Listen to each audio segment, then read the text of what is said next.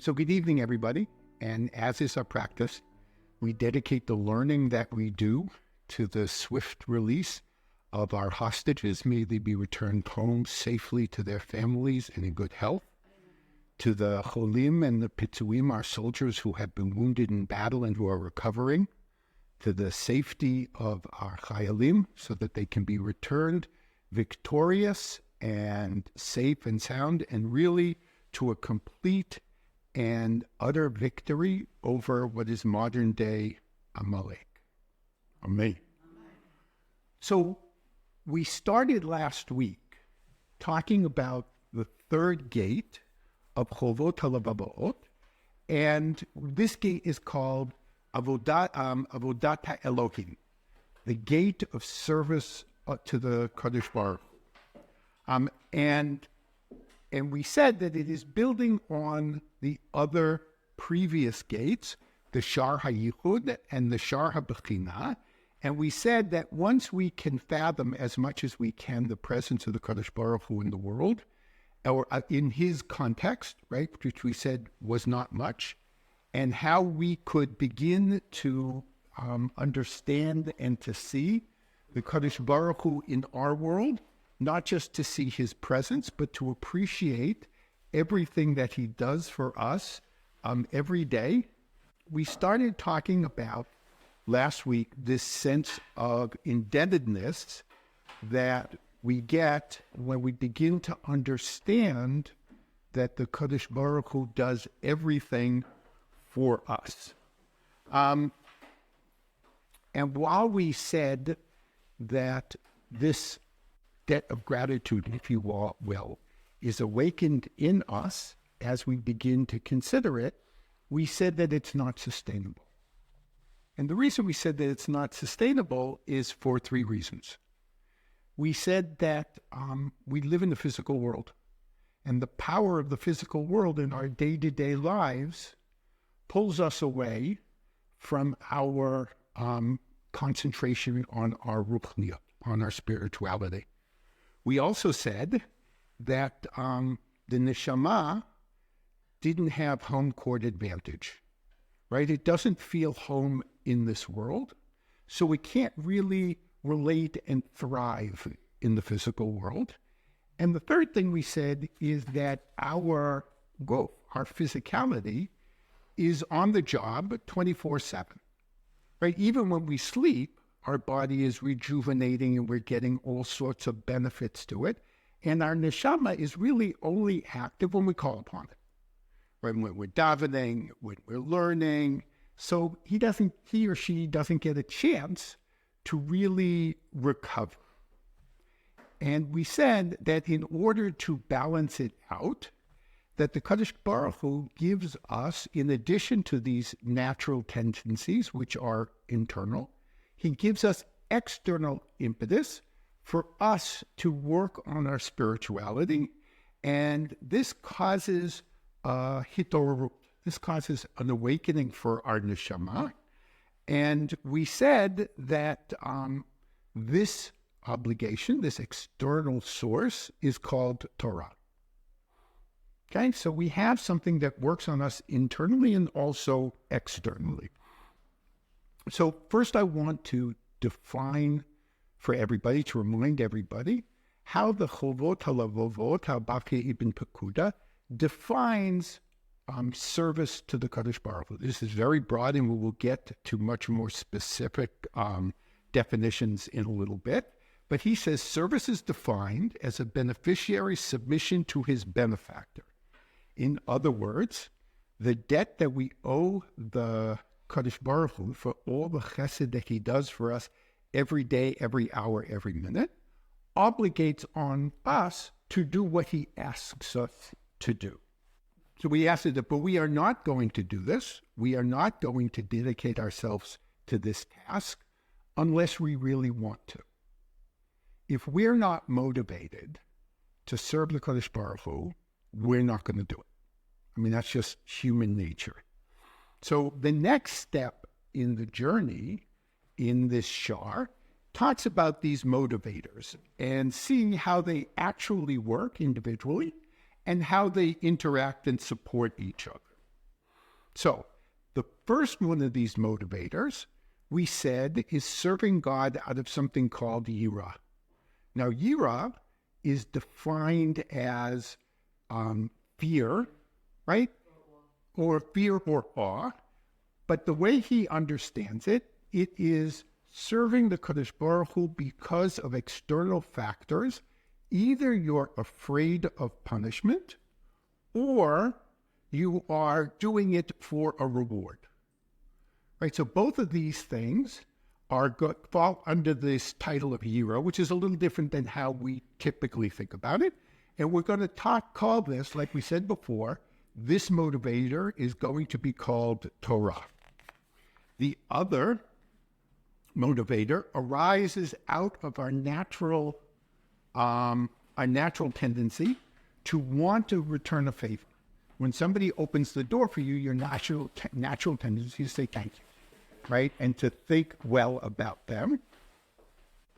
So the tendency is that this inward urge, right, this thing that drives our emotions, and we call this motivator ahava, right? So this is an eternally generated feeling that we want to show our gratitude and serve the Kadosh Baruch Hu.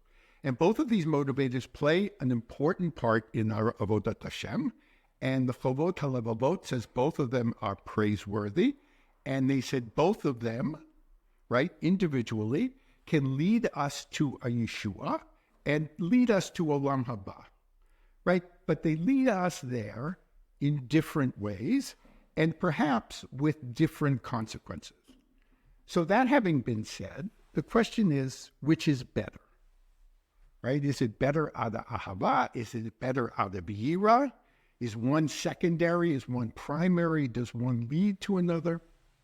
So there's a wonderful story. I don't know if you've heard of Nelson Rockefeller.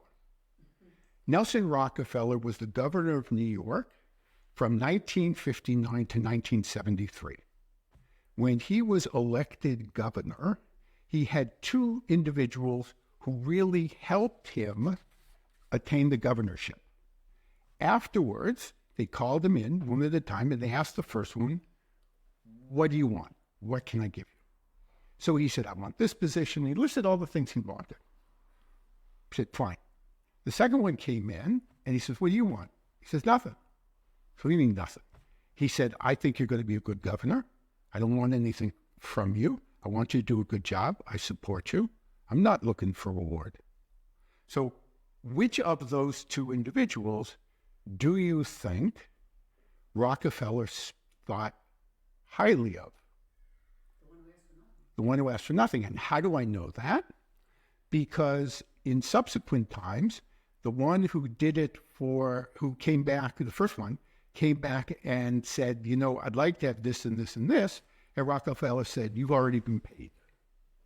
The other one, throughout his entire career, Rockefeller couldn't do enough for these individuals. So lahavdil, what the Kadosh Baruch Hu is looking for is for us to serve him because we want to, out of ahava. And ask for nothing in return. In fact, Masechet Avot says, be like a servant who serves his master without a reward, right? Don't be a servant who serves his master looking for a reward. The reward will come, but that can't be our motivators. So there's a time in davening and everything where you can ask for something. You should ask for something. Correct. But that is also part of the service to God. Right? You're davening. So it's okay if you ask in the designated form of the... It's not a question of asking, it's a question of expecting a reward or not. I'm doing these mitzvahs, I'm davening because I'm supposed to daven. And part of what it's a good question, but part of what we're asked to do as part of davening is to ask the Kadosh Baruch Hu. Make sense? But not expecting anything. Not necessarily get an answer that you want, and maybe not expect an answer at all. But he wants us to ask. But it has to be part of the fact that we're already serving him out of either a sense of obligation or a sense of love. So he goes through 7 reasons why ahava is better than yira. Okay, so let me go through what he says. He says that if you go out of ahava, then you don't have any ulterior motives. Ulterior motives over and above looking for a reward. Because sometimes you will see people who give tzedakah because they want the plaque on the wall or because they want to be looked upon as a baal tzedakah, and they're looking more for the kavod than to do the mitzvah for the Kadosh Baruch Hu. When you're doing something out of ahava, the Chovot HaLevavot says, that doesn't play into it. You're doing it because God asks you to do it. He also says, the second reason is he says, the attitude that you put into doing your mitzvot is markedly different if you do it out of ahava than if you do it out of yira. So the example that I have is the difference between being a partisan fighter and a mercenary. Who is going to put in the extra effort to go above and beyond the partisan and the mercenary? The partisan, right. Because the partisan is doing it for a cause. The mercenary is doing it for a paycheck.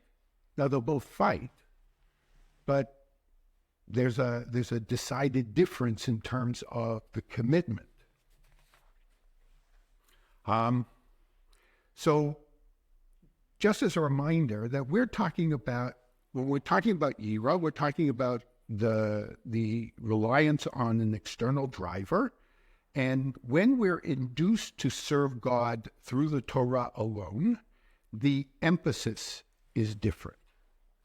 So Rabbeinu Bachya says that the Torah is full of physical mitzvot, doing mitzvot, and we focus a lot on those, lighting candles, tossing tefillin, sukkah, and we don't focus as much on the emotional mitzvot, trusting God, loving God, and the Torah drives us to that because it's easier for us to do that.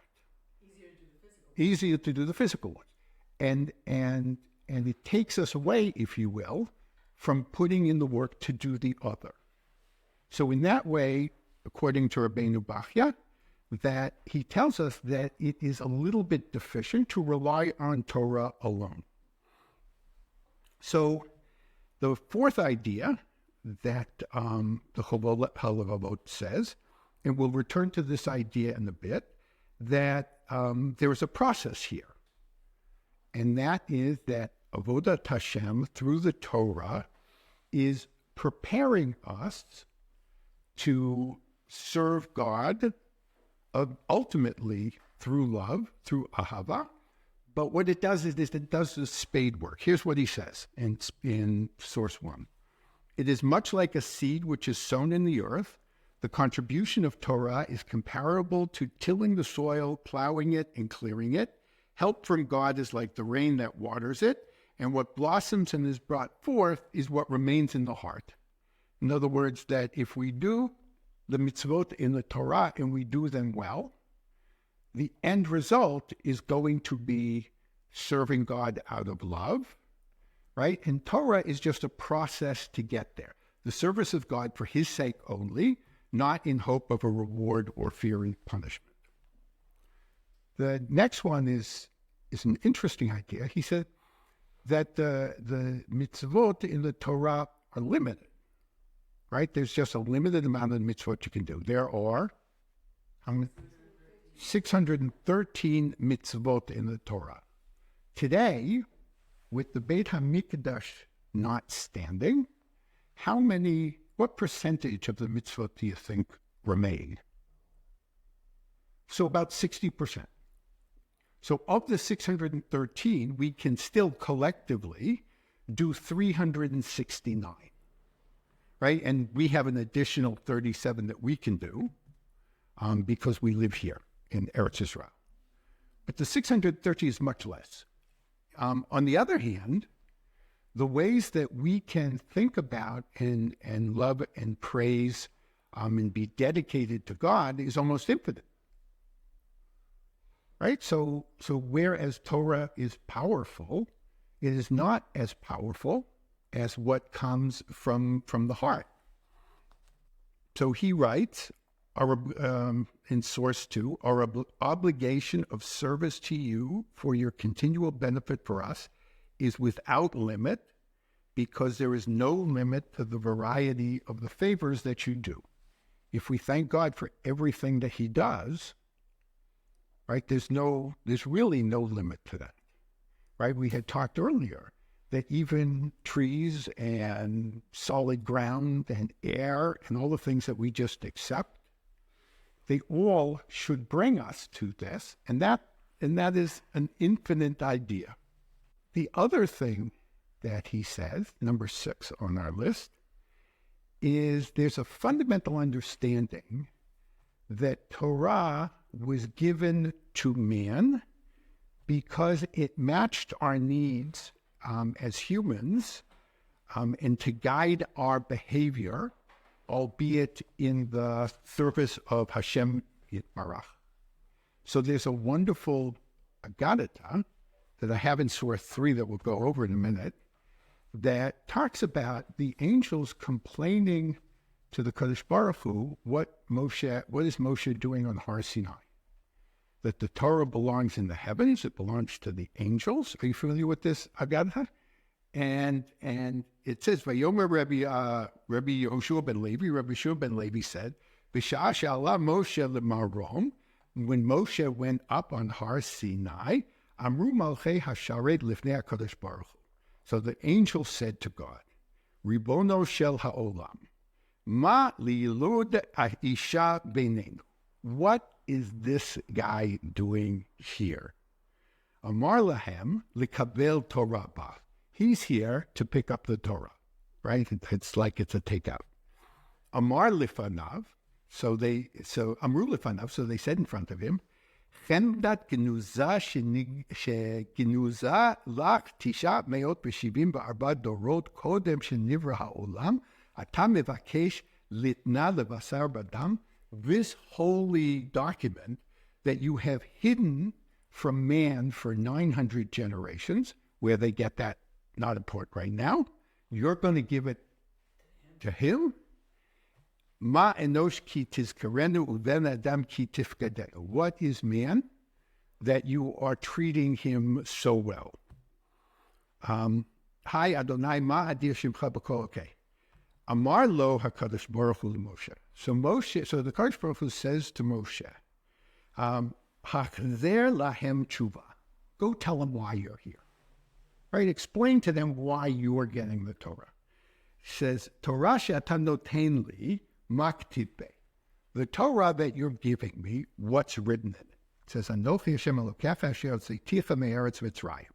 I am the Lord, the God who took you out of the land of Egypt. Amar lahem leMitzrayim yiradatem. You left Mitzrayim, right? You were out of Mitzrayim. We were in Mitzrayim. LeParo hishbadatem. You were slaves to Paro, right? He says, Torah lama tieh lechem. My question is not why I'm getting it, but why do you think you deserve it? Shuv. He said again, okay, maktibba. What's written in it? It says, Lo yeh lecha Elohim achil. Don't have other gods in front of you. Bein goyim atem shurim. You're living among the goyim. You're being influenced by avodah zarah. You're in Shammai. She'ovdin avodah zarah that you do. And he goes shuv. So he says, what else is written? He said, well, maktiv be zechor et yom HaShabbat lekadsho. Keep Shabbat. Kulam atem osim malacha. You guys work for a living. You have to rest from your work. He said, She'atem tzrichim shvut, that you need to rest, you're tired. You need to stop creating, you create. Maktib, I'll tell you what, lo tisa, masa umatam yesh beinachem, right? You, lo tisa shem Hashem l'shap, don't carry God's name in vain. There's an idea that what that means is through your comportment, you either are Mekadesh Shem Shemayim or you're not Mekadesh Shem Shemayim. And the time that we find it, we as a species, hardest to be Mekadesh Shem Shemayim is in our business dealings. So he's saying, and he's saying, yeah, Masal b'dam yesh lechem shub. Makti, but what's in it? Kabed et avicha v'etimecha. Aveim she'leish lechem. You have parents. Makti ba. Lo tirtzach, lo tinaf, lo tigno. Don't murder. Don't commit adultery. Don't steal. Kina yesh b'nechem. You have jealousy in between you. Is what I've been reading about being a molech different? Yetzerah yesh b'nechem. You have this yetzahara.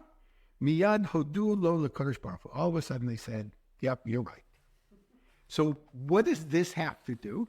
Well, since the Torah was intended for us, it is in with the range of human beings' capacity to fulfill the mitzvot. And because it was written for us, it was written for every single one of us to be able to fulfill the mitzvot. Right? But the internal motivation, this ahabat Hashem from love, requires it takes sometimes over and above. So Torah provides a daily minimum ability for everybody to serve the Kodesh Baruch Hu as they work on their emotional side to be able to fulfill the mitzvot. And he points to repeated pleadings by David HaMelech for assistance, right? So Tehillim 119, Kuf Yud Tet, is specific, has a lot of these psukim. It says, Gal de'inei v'avita niflaot mitoratecha. Open my eyes and I might perceive the wonders of your teaching. Derech pekudecha habineni v'asicha b'niflotecha. Make me understand the way of your precept that I may study your wonderful acts. Havineni ve'etzra toratecha v'yeshmerena b'chol leiv. Give me understanding that may I observe your teaching and keep it wholehearted. Because over and above just doing the Torah, we need to ask the Kodesh Baruch Hu for help and help in our motivation. And even somebody the likes of David HaMelech kept pleading with the Kodesh Baruch Hu. So 7. That the seventh reason that Ibn Pekuda gives as to why the service of Hashem is better when it's internally motivated is what I call the slipper effect. Slippers effect. Yeah. So the adage I was taught, and I have it in mind all the time, that slippers are the mortal enemy of Mariv. Right? Once you come home and you put on your slippers, it is a Herculean task to get dressed and to go out and to go to Mariv. So what does this mean? It says that the Gashmiat side of us takes over. If you're only externally motivated by what the Torah tells you and you're not doing it out of love of the Kodesh Baruch Hu because you know that that's what he wants you to do, it is easier to say, it's cold, it looks like rain, I'm already tired, I already davened twice today, how much does he want from me? And that's, the Torah plays a role that it will take you only so far. But if you're internally motivated and you're doing it out of love, you're going to get up and you're going to say, I'm doing this because I want to make the Kodesh Baruch Hu happy, and this is what he wants me to do, and I'm going to do it. So what he says in 5, he says the following. He says, when service is only derived from Torah, a person can never be sure that he will not stumble. For in that kind of service, the Yetzer Hara is always lurking in ambush, waiting for the time when he will neglect it. But when the service is prompted by the understanding, a man can be sure that he will not stumble or sin. For the soul is attracted to service of God only after physical lust has been slayed. I don't like the translation lust. This means physical urges. Slain meaning overcome, and the intellect has obtained the victory over it. Meaning once we're not worried about the physicality, then the spirituality will lead us to do what we're supposed to do and controls it according to his will and desire. Hence, this type of service affords a guarantee against stumbling, and one who has attained it is guarded from sin. So we have just gone through 7 different reasons why ahava is better than yira, why self-motivation is better than relying on the Torah. Now you're going to ask me, okay, what do we need the Torah for? If one is so much better, and I think we innately feel that it's better, why not just say, okay, what we'll do is we will just work on our ruchniut and we'll forget about Torah. Right? So what do you need the Torah for? He says that it's because everything starts with Torah. And it's only from the base of the Torah and the discipline of the Torah that we can grow in our service of the Kadosh Baruch Hu. Now, there's a very famous Gemara that is in 2 places, right? But the one I have here is in Masechet Avodah Zarah, and it's a statement by Pinchas ben Yair that expresses this idea. Now, this ladder, as you will see, this progression is the basis of a book that was written in the 18th century by Rabbi Moshe Chaim Luzzatto, the Ramchal, called Mesilat Yesharim. Here's what he says. Mikan, from here, he's referring to something earlier that's not important. Amar Rabbi Pinchas ben Yair, Torah mevi'ah lidei zehirut. Torah mevi'ah lidei zehirut, that learning Torah makes us want to be careful about the mitzvot. Then it says being careful about the mitzvot makes us want to be diligent about doing them and doing them quickly. Zrizot mevi lidei nikiyot, that you want to do it in the proper way. And then it says nikiyot mevi leprishut. We'll talk about prishut, means separation, means having your priorities in order in terms of how much of the physical world you're going to pay attention to and how much you're not. Prishut mevi lidei tahara. This setting of priorities lead to a sense of purity. Purity leads to chasidut, piety. Piety leads to a humility. Humility leads to fear of sin. Fear of sin leads to kedusha. Kedusha leads to ruach hakodesh, and ruach hakodesh leads to tchiyat hametim. Now, the Ramchal goes through how all these fit together, and maybe after this we can do that safer. But at the base of everything is Torah, that nothing happens without the Torah. So to prove this point, he also brings 7 reasons why, I told you he's a great list maker, why Torah is essential to the building of a relationship with the Kadosh Baruch Hu. So first, and returning to the theme that we spoke about last time, that we are composed of a nefesh and a guf. We are put together. We have a neshama, a soul, and a body. And they live in a situation where they are being drawn into 2 separate directions at the same time, right? So picture horses running in 2 separate directions and the tension that it puts on us. And they're not just running in 2 separate directions, but they're running in 2 extremes, right? One wants to be completely spiritual, and one wants to be completely physical. And if the neshama wins, it will destroy the guf. And if the guf wins, in terms of pure physicality, it's going to destroy the neshama. And the Chovot HaLevavot said neither of these extremes is sustainable, or is it a good idea? And he said, and I'm not 100% sure where he gets this idea, but maybe you can help me.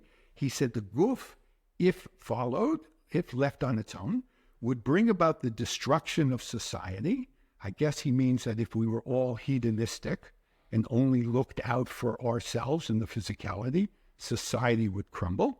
The neshama pursuing her desires would lead to our ruin in this world and the next, right? Because we couldn't do any of the physical mitzvot. That's how I read it. So the Kadosh Baruch Hu created a path for us to follow, right? And the Rambam talks about the Shvil HaZahav, the golden mean, the middle, right? The middle path between our understanding and physical desires. And it keeps us away from unhealthy physical desires, and it mitigates against going too far in this direction. So in order to overcome kind of the tension that's built into the system as us as individuals, the Torah comes to allow us to live in this world. Questions, comments? So second is a practical idea. And that is that if we relied on our inner sense of wanting to serve the Kadosh Baruch Hu, we wouldn't know what to do. We wouldn't know what to do.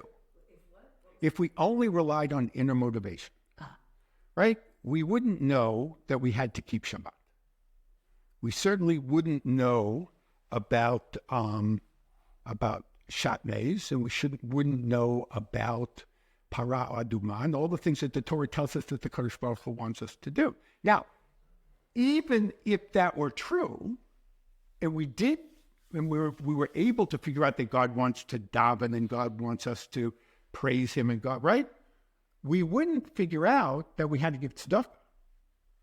We wouldn't figure out that that we needed not to charge interest to our brothers and sisters, right? We wouldn't have any sense that Gemilut Chesed, what we do bein Adam leChavero to our friends and fellow Jews, would have anything to do with Him, right? That much of the Torah, probably about half, has to do with our relationship with each other, and that's not right. And that's not intuitive. We wouldn't know that without Torah. We wouldn't know that it was part of service to God. Okay, that part, if you don't know about God, you're not going to know it's part of service to God. But there are plenty of what you might call primitive societies that are plenty supportive of each other and help each other and give tzedakah to each other and all of those, things that you're saying we wouldn't know how to do. You wouldn't know that they're part of service to God because they don't know about God as we know about God. I think that's true to a point. Are you familiar with kind of the telethons that they have in the United States to raise money for diseases? Jerry Lewis. They have these things. There's a decided difference between charity and trying to raise money for charity, how the non-Jewish world does it, and tzedakah. The idea of charity is you take people and you evoke pity in the donor, and you hope through the pity they give voluntarily. Tzedakah is not voluntary. The Kadosh Baruch Hu tells us we have an obligation to sustain our brothers and sisters, and we have to give tzedakah. Right? It's a very, very different view. I don't think we would have a sense that this is service to the Kadosh Baruch Hu, that that's indeed what He wants us to do. We also probably wouldn't know without the Torah that there's reward and punishment associated with these things. For I mean, man gives punishment. Okay, third. And the other is that not everybody is on the same level, either ultimately, or in their lives, where they can truly find the Kadosh Baruch Hu in their heart. What the Torah does is the Torah provides a level playing field that's available to everybody, that if you follow the Torah, you are attaining a certain level of Kedusha, a certain level of relationship with the Kadosh Baruch Hu that's available to everybody, right? It's kind of the minimally acceptable standard. And the Torah applies to everybody. Everybody has that same opportunity to achieve that. Fourth, so Rabbeinu Bachya, he says that while it's an axiomatic that the level of service that we owe an individual, or in this case, the Kadosh Baruch Hu, is proportional to the benefits we receive, the more benefits we receive, the greater our obligation to him. Up until this point, we have focused on the personal benefits that we receive. We talk about our breathing, and we talk about the sun that we get and the air that we breathe, and everything that happens to us as individuals. But we have an additional obligation to the Kadosh Baruch Hu, according to the Chovot HaLevavot, because all of what he has done for us as the Jewish people. And without the Torah, we wouldn't know that. We would not know about Paro and Egypt and that this is our land, right? And we would also not necessarily understand our position vis-a-vis other nations of the world. We might look around and say, other nations have a more primary status to the Kadosh Baruch Hu. In fact, the Sefer Kuzari, which was written by Rabbi Yehuda HaLevi, talks about the biggest hurdle that he has to get over in order to explain to the king of the Khazars that we are who you should follow. The Kuzari says, why should I follow you when the other nations of the world are obviously more successful, right? They're stronger. Think about his position. They're stronger, they're freer, they're richer. That shows us a level of success that make people want to be more attracted to them. Without the Torah, we wouldn't realize what we ultimately owe the Kadosh Baruch Hu for what he has done for us as a nation. And we are in a particularly good time of year to discuss this because we're talking about the plagues, and we're talking about how he took us out and how he's going to split the Red Sea in a couple of weeks and takes us to Sinai and guides us through the desert and brings us to Eretz Yisrael. And the only way we're going to know this is through learning Torah. So he brings another idea, and it also has to do with process, but not process of Torah leads to something, but the fact that we grow over time, right? And our understanding as we're little is different than our understanding as we're older. And if we wait until we are old enough to understand and to really appreciate the Kadosh Baruch Hu, it's almost too late to begin to introduce these ideas. So what the Torah does is it introduces us to a base level, almost from birth, right? Certainly from 8 days with the Brit, and we are introduced to our keeping mitzvot, and that there's a Kadosh Baruch Hu, and that we should be taught at age 3 to begin our education. And the first thing we're taught is Torah Tzivan Lanu Moshe. Moshe gave us a Torah, and we're taught everything that Ganenet has told us in terms of stories. And all of that provides us with the ability to, when we are of an age and an ability to accept Ahavat of Kadosh Baruch Hu, we are ready. We are ready, and we are trained, and we are taught. So Sefer Mishlei, if you look at source 7, says, Chanoch nar al pi darko, gam ki yazkin lo yasher mimenu. That if you teach a child on a path when they're young, then they're going to stay on that path forever. Right? And that's what the Torah does, even though ultimately we want people to grow, not beyond Torah, but to enrich Torah with this sense of ahava. 6. The Torah introduces us to both rational and super-rational mitzvot. Rational mitzvot are like the mitzvot that Melissa talked about, ones that we could probably figure out on our own. Don't kill, don't steal, hard about Sukkot, honoring your parents, right? Tell the truth, don't bear false witness.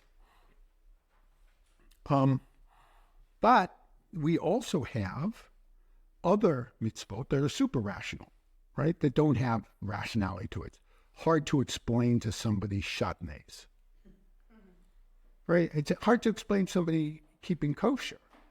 Why can't we eat pork? I don't know, because it says kedoshim to you. Don't. You can't eat birds of prey. I can't believe they're very tasty. But why not? Right? I mean, that If we didn't eat the then you can eat locusts, right? That's the point. So there are things that have logic to them and things that we don't really understand the logic to. And both of these things are introduced to us by way of the Torah. The other thing that that is true, and that has to do with the Torah. All of these mitzvot also have levels to them, right? So there are things that we do that are physical, but have spiritual components to them as well. So I'll give you an idea of Sefer Chinuch. So in Sefer Chinuch, who wrote the reasons for all of the mitzvot in the Torah, except for one, and he says, why can't we eat birds of prey? Why can't you eat owls or hawks or eagles? I mean, they're hard to catch, I guess. But he says you can't do it because they're cruel birds. And what you eat, you are what you eat. What you eat influences who you are and what your neshama is. And so there's a physical component, but there's also a spiritual component to the mitzvot as well. And the Kodesh Baruch Hu doesn't want you to be cruel. Therefore, he doesn't want you to eat things that will make your neshama cruel. There's another idea that perplexes people all the time, which is, why can't you charge interest on loans? Right? I mean, Jews certainly are business people. Chazal could calculate net present value, and they understood the value of money. And they go through, in many cases, the calculations, and you can't do it. Why not? Right? Why not? So there's a sense that the Kodesh Baruch Hu wants us to look at each other as a family. And if your brother or sister came to you and said, look, I need money to help me, chances are you're not going to take out a contract and say, sign here, and it's not a business thing. You're my brother. Okay. You'll pay me back and we'll sign everything up so there's no misunderstanding. But I'm not going to punish you for not being able to make ends meet. Right? So there's a spiritual component in terms of what not charging interest is looking to accomplish for us. It's because otherwise it doesn't make sense. And the Torah gives us both of all those kinds of mitzvahs. It gives us the doing mitzvahs, it gives us the feeling mitzvahs, it gives us mitzvahs we understand, it gives us mitzvahs we don't understand, it gives us deeper meaning to the mitzvahs. And the more we learned, right? The more it awakens in us the love of the Kadosh Baruch Hu. I mean, think about what this means in terms of what the Kadosh Baruch Hu wants from us. How he wants us to behave, how he wants us to feel, how he wants us to tend for our neshamot. There's a Hasidic idea, is that in the end, all mitzvot are chukim, right? Mishpatim are mitzvot we can figure out, chukim are mitzvot we can't. All mitzvot are chukim, meaning we're doing them because the Kodesh Baruch Hu wants us to do them.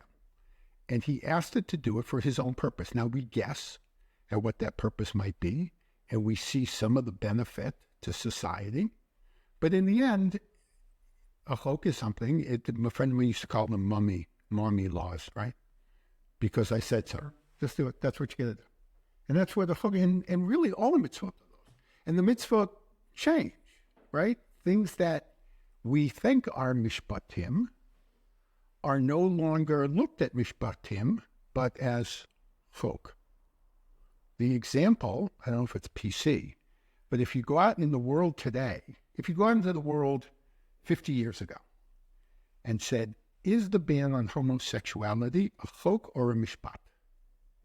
What would they tell you? They'd say, it's a mishpat.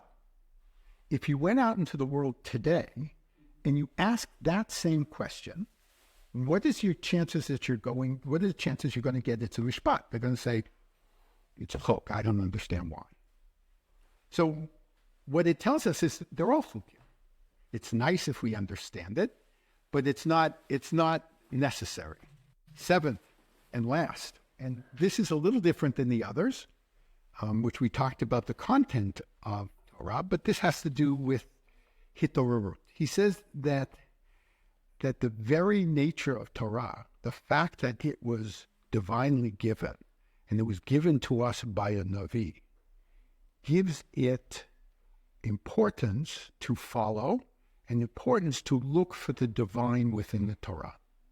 We know that this was given to us by Moshe Rabbeinu. And that allows us to say, well, God gave this to me. I need to learn it, and it's going to lead me back up to Sinai. And also that it was given in a way that to make an imprimatur on our senses.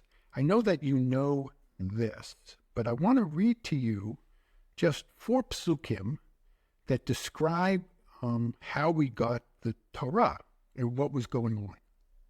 Okay? It says, Vayibu Yom HaShlishi B'yot HaBoker, and it was on the 3rd day in the morning, Vayi Kolot U'Brachkim, and there were sounds and lightning, Va'anan Kaved Al Har, and there was a cloud over the mountain, V'kol Shofar Chazak Me'od, Vayechered Kol Ha'am Asher B'Machaneh. And the sound of the shofar was ear-piercing, and everybody was trembling. Vayotze Moshe El Ha'am L'krat HaElohim. Moshe went out to greet God. Min HaMachaneh V'yityatzbu B'Taftit, and they stayed under the mountain. This is Yitro. Vayihi Har Sinai Ashan Kulo, and the Mount Sinai was completely covered in clouds, fog, smoke, I don't know. Mipnei Asher Yarad Alav Hashem, because God had come down be'esh, in fire. I mean, it's very hard to picture this, right? Vayal Ashano Ke'eshan HaKivshan, and the smoke came up like out of a furnace. Vayecharad Kol Ha'ar Ma'od, and the mountain was shaking. Vayik Kol Shofar Holif V'chozek Ma'od, and the sound of the shofar kept getting louder, right? As opposed to Rosh Hashanah, when they do Tekiah Gedola, it gets softer. It says, V'chazak v'veris Moshe Yidaber, okay. Vayarad et Adonai al Har, and God came down on the mountain, on Mount Sinai, on the top of the mountain, Vayikra Moshe, and he called him up to the mountain. This makes quite an impression, certainly on us, to cherish this book and to look for the Kodesh Baruch in it. So, okay, so before going on to the next topic, which is how does this Torah process work? Meaning, how exactly does the Torah awaken us? Ibn Pakuda gives us a warning, an admonition, advice. He tells us that as we delve into God's chesed for us, the greater our obligation service to him, right? The more we uncover the chesed that he does for us, the more indebted we are to him. And the reverse is true as well. The more we find out of the chesed that God does for us, if we don't return this service, right, and we are what's called kafui haTorah, ungrateful, the greater the punishment. And we have two nations who are not allowed into Klal Yisrael, Ammon and Moab, because they were kafui tova. They were ungrateful for us. They couldn't express the gratitude that was owed to Klal Yisrael. And the Kodesh Baruch Hu says anybody who can't be grateful and see the Kodesh Baruch Hu and know that we owe a debt of gratitude to him is one who denies the Kodesh Baruch Hu completely.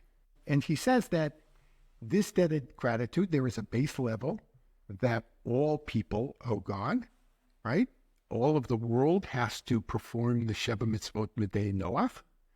We as Jews have 613 mitzvot. And within those 613 mitzvot, there are mitzvot to people in our people, among our people who are of a higher level. These are the Kohanim, the Levim, and because they are at a higher level, who they can marry is restricted.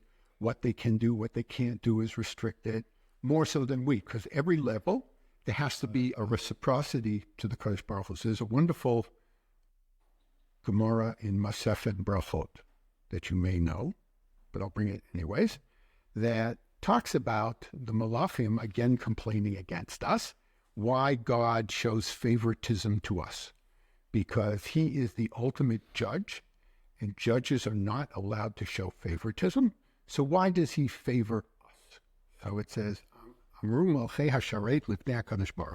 so the angels said in front of God, Ribono shel ha'olam, Katup Torah, it's written in your Torah, B'Toratecha, in your Torah, Asher lo yisa panim v'lo yikaf shochad, that you should not show favor and you should not take bribery if you're a judge. Halo ata nosei panim liYisrael. Aren't you showing favoritism to us, the Klal Yisrael? Dichtiv, Yisa Hashem panav elecha, right, in the Birkat HaKohanim. It says, God puts his face to you. Amar lahem, he said to him, V'chi lo esa panim liYisrael, do you think I shouldn't do this to them? Shekatabti lahem b'Torah, and because I wrote in the Torah, B'yachalta v'savata b'rachta et Hashem Elokecha, that when you eat, you will bless me for the land that I've given you. Heim medaktikim al atzmam ad kezayit ve'ad kibetza. And the halacha is that you don't have to say Birkat Hamazon unless you eat as the size of an egg. But we have taken on ourselves that if we eat something the size of an olive, if we eat bread the size of an olive, we've taken upon ourselves the responsibility to say Birkat Hamazon. So he says to the angels, we have gone out of our way to show our Hakarat HaTov, to make it more stringent on ourselves, that we have the ability to praise the Kadosh Baruch Hu if we eat just a kezayak, and I'm not going to show favor to them, right? And on that favoritism that he shows us, we owe Hakarat HaTov. Questions, comments? Okay, so next week.